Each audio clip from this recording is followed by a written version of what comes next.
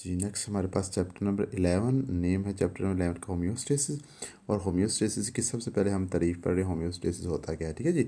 तो होम्योस्टेसिस देख रहे हैं। होम्योस्टेसिस में be define as the maintenance of internal conditions of the body at equilibrium, ठीक है।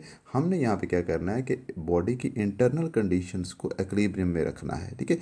डिस्पाइट बावजूद इसके change in the external environment, कि एक्सटर्नल इन्वायरमेंट चाहे चेंज होता रहे, लेकिन हमने क्या करना है इंटरनल कंडीशंस को या इंटरनल इन्वायरमेंट को हमने एक्विलिब्रियम के अंदर रखना है। ये चीज़ मैं आप लोगों को समझाने की कोशिश करता हूँ। देखिएगा, हम कह रहे हैं कि हमारे पास फॉर एग्जांपल ये एक ना एक ऑर्गेनिज़म है। ये देखें जी, हम कहते हैं हमारे पास ये एक ऑर्गेनिज़म फ़र्ज़ कर लें, ठीक है।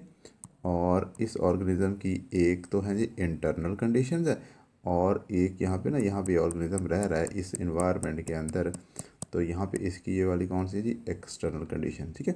तो अब इंटरनल कंडीशंस को हमने मेंटेन रखना है, ठीक है। चाहे एक्सटर्नल कंडीशन क्या हो, वेरिएबल हो। होता भी है कि हमारी एक्सटर्नल कंडीशन वेरिएबल होती हैं, बहुत ज़्यादा तब्दील हो रही होती हैं, लेकिन हम क्या करते हैं अपनी बॉडी के इंटरनल कंडीशन को मेंटेन करके रखते हैं, बरकरार रखते हैं, ठीक है।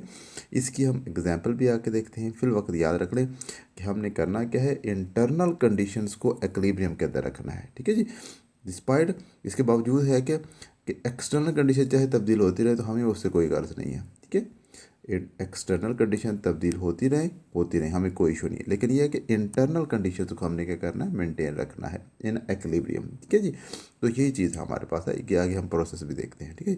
तो यहाँ पे इस जो होम्योस्टेसिस की तारीफ के अंदर आपने 2 टाइप्स ऑफ कंडीशन याद रखनी है। नंबर 1 है इंटरनल कंडीशन, नंबर 2 है जी एक्सटर्नल कंडीशन। इंटरनल कंडीशन को हमने रखना है एक्विलिब्रियम के अंदर, ठीक है जी। जबकि एक्सटर्नल कंडीशन वेरिएबल हो सकती हैं, तब्दील हो सकती हैं, ठीक है जी, उसका कोई इशू नहीं है, होगा जी।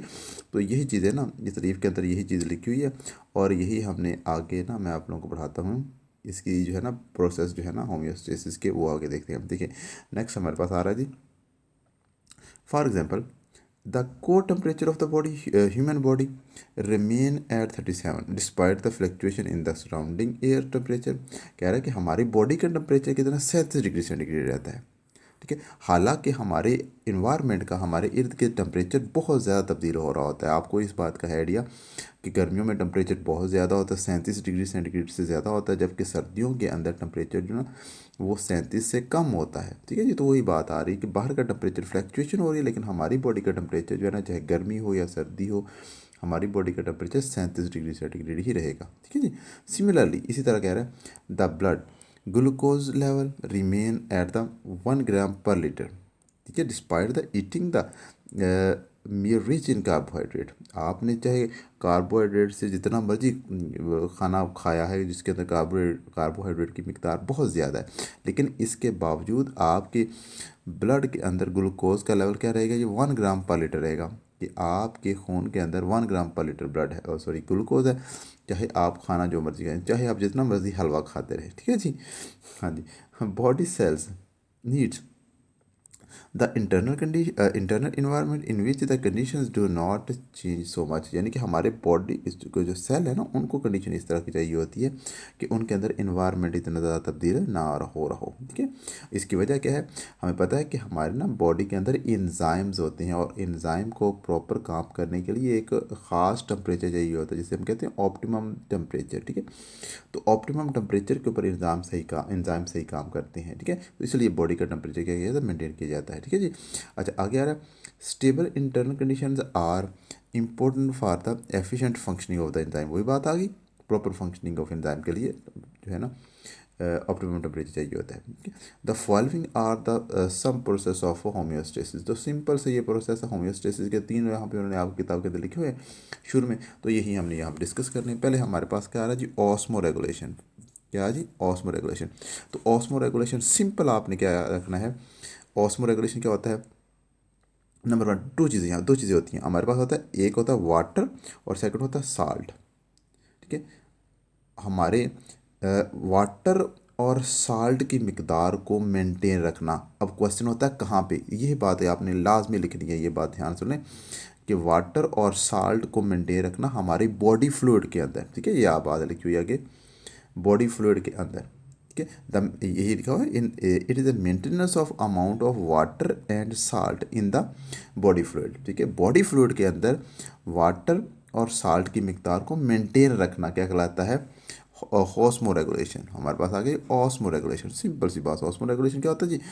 वाटर और साल्ट की मिकदार को बॉडी फ्लूइड के अंदर मेंटेन रखना। इतनी सी बात आपने याद रखनी है, ठीक है जी। अब बॉडी फ्लूइड आपको पता है हमारा ब्लड हो गया और टिश्यू फ्लूइड वगैरह होता है, ठीक है जी। उसके अंदर मेंटेन रखना है किसको? वाटर और carbon dioxide, sorry water and salt की मिकदार को, ठीक है जी।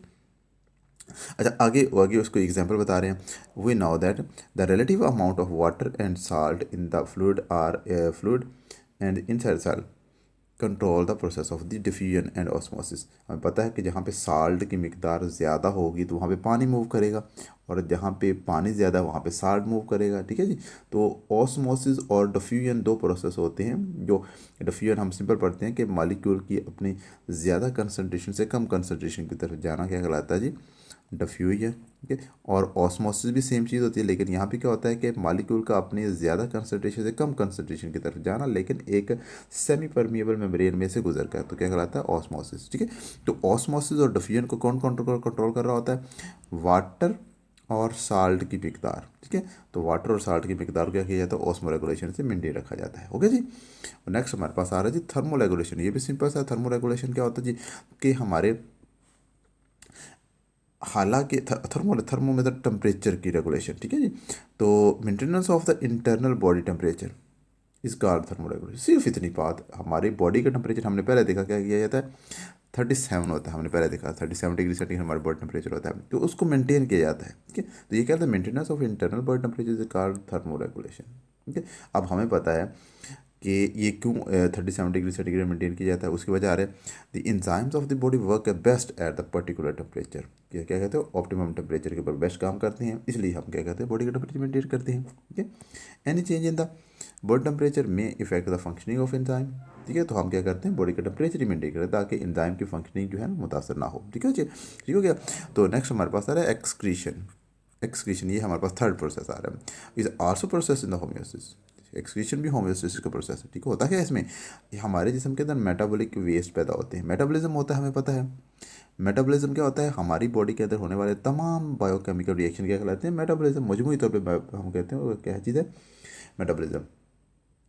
तो मेटाबॉलिज्म जब भी होगा तो उसके अंदर वेस्ट पैदा होंगे, तो उन वेस्ट को जिस्म से बाहर रिलीज करना, एलिमिनेट, यहाँ पे लिखा हुआ है, लफ्ज़ लिखा हुआ है एलिमिनेट, और eliminated, sorry, are eliminated, are eliminated,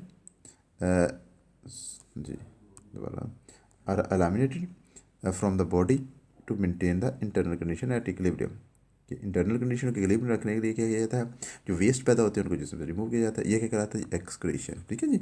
simple सी बात, मुझे उम्मीद आप लोगों को समझ आई होगी।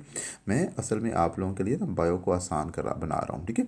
तो मैं असल में कीवर्ड्स आप लोगों को समझा रहा हूँ, जैसे कि हमने ऑस्मो रेगुलेशन देखा है, फिर हमारा थर्मो रेगुलेशन क्या होता है, एक्सक्रीशन क्या होता है, और हमने होम्योस्टेसिस की तारीफ देखी।